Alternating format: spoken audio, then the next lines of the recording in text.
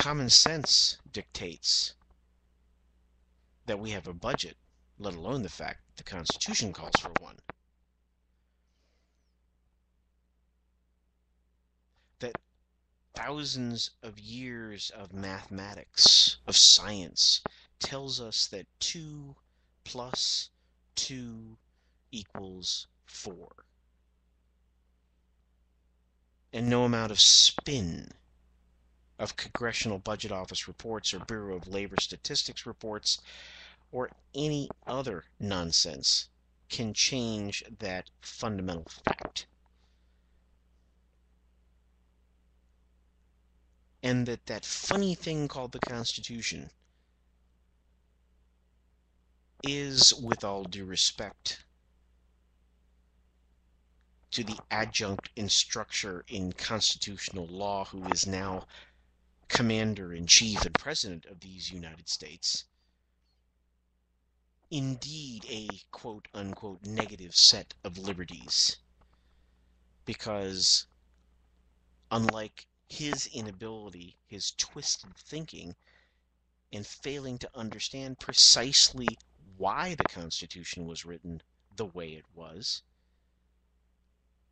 the states, the sovereign states, fully intended to restrict the federal government, whereby they specifically enumerated the things the federal government should do, and were prescient enough to include language that said, you know what, if there's anything else that we forgot, the responsibility, the duty, the authority lies with the certain states and the people.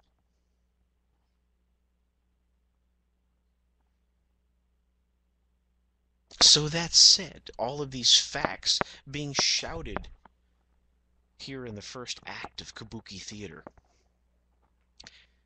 we would conclude our first set, our first act, with this conclusion. Does it make sense to any thinking and breathing human being to continue to spend more money than we are capable of bringing in?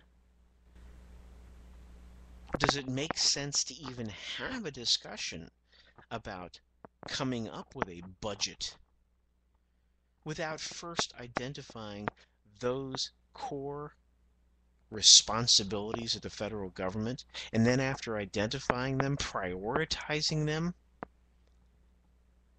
and then after prioritizing them, determining what is necessary to fund them, and then based on that, doesn't it make sense to then evaluate the most effective means for raising revenue to cover just those things that we've prioritized, just those things that we're responsible for? And the curtain would come down on Act 1 of our Kabuki Theater. Now, of course, during the very brief intermission here, because this isn't a full intermission in our theater, there would be a brief pause and some murmuring in the audience as the talking heads and the pundits and the elites and the academics are talking among themselves. What can it be talking about? Facts. Don't confuse the issue with facts. We've got things we need to do here. And that Constitution's such an outdated thing anyway. We need to get rid of that. And actually, there was an op-ed written in the New York Times, I believe it was, this week, that made such a claim, which we'll go into maybe later. But with all the murmuring going on and whatnot, all of a sudden, the curtain would rise again, and here we are in Act 2. And in Act 2, we find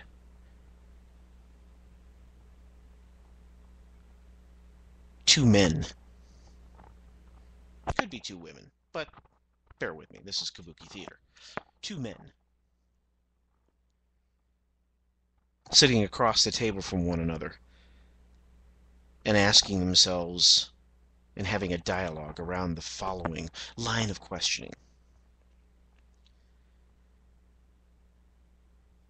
It really is immoral, as Jefferson told us, for us to be passing on our debts and our problems to future generations,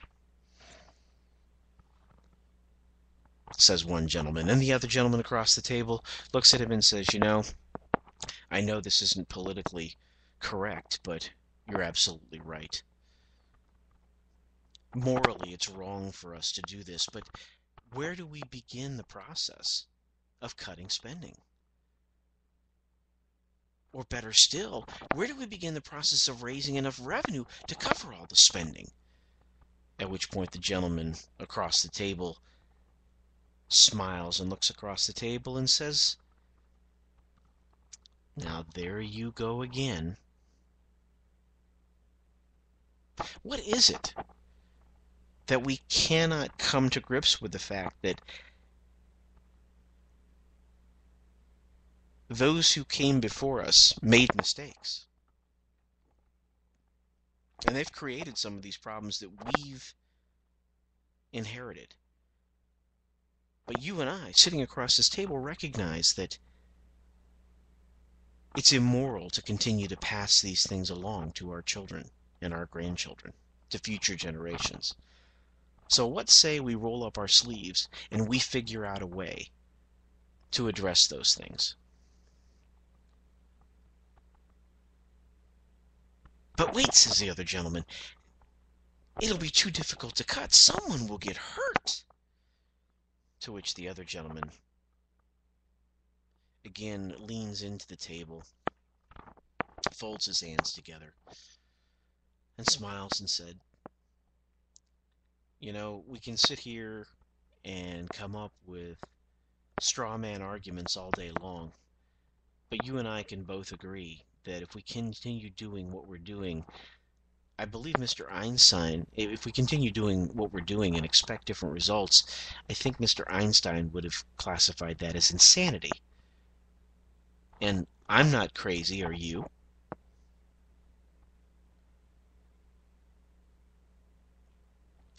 To which the other man begrudgingly responds, no, I'm not crazy. It's hard. And therein is the point. These two men that I've just tried to describe sitting across the table, trying to begin the conversation that, I like to try and banter about here on the Palmetto Conservative Show, is having a legitimate, meaningful conversation without completely degrading into a food fight over whose is bigger, because the conversation began around the facts, and the conversation began around the reality. And therein is the problem we have in Washington, in the land of make-believe, that they don't live in the world of reality. But having that conversation, at first coming to an agreement to agree on what the problem is, and to agree that there needs to be a solution.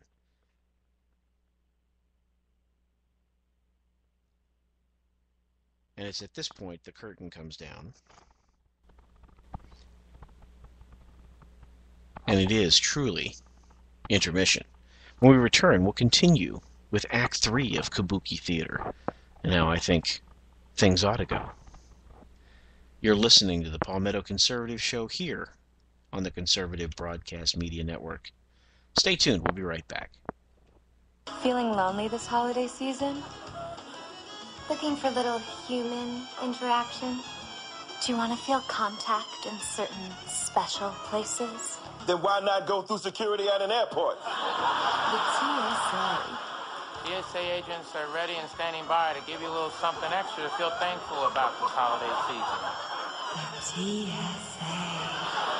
What are you waiting for? I want to check under your testicles. Spending time with a TSA agent couldn't be easier. Simply book a flight departing from any American airport. When selected for a full body scanner, say no. You'll be pulled aside by a TSA agent, and that's when the fun begins. And you never know who your agent will be. It could be me. Or me. Or even me. But it's probably gonna be us. Take off your damn shoes. The TSA. It's our business to touch yours.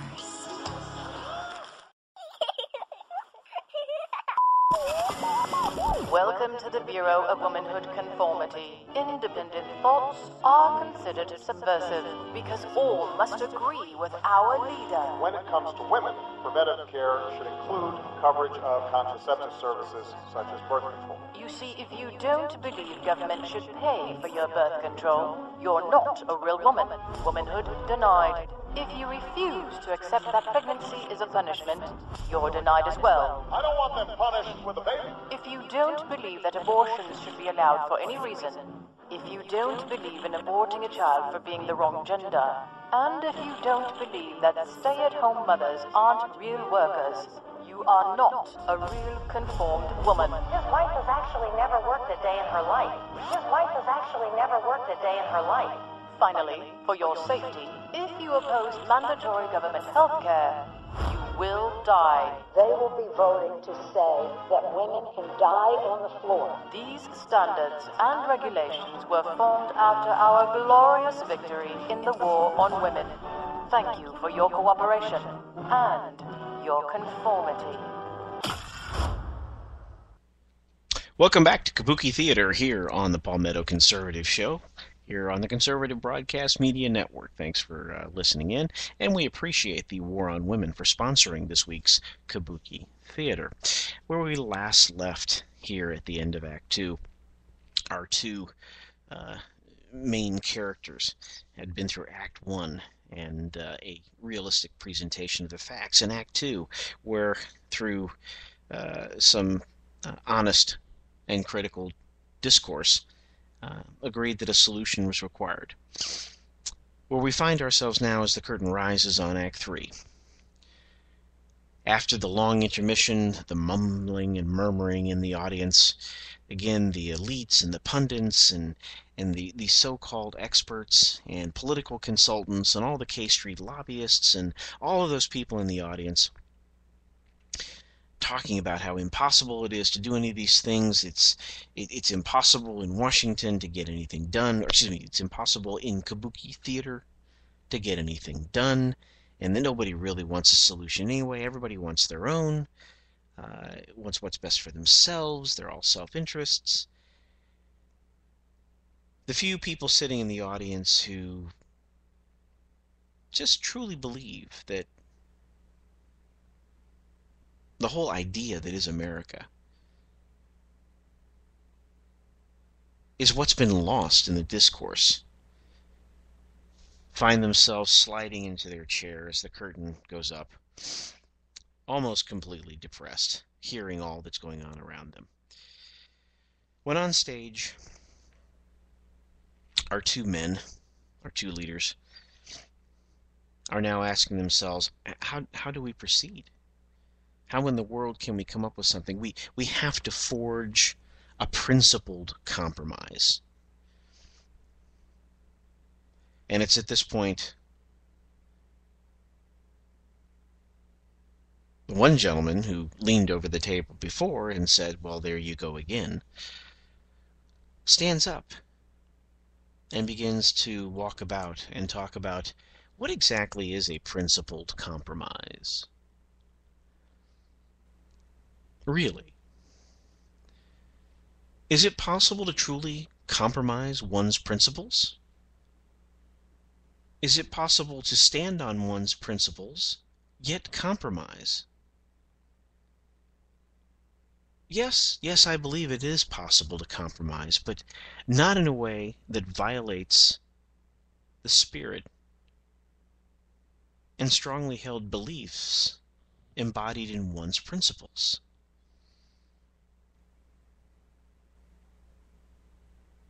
No, it's time that we had an honest conversation about precisely which principles are going to guide our discussion, which principles are going to guide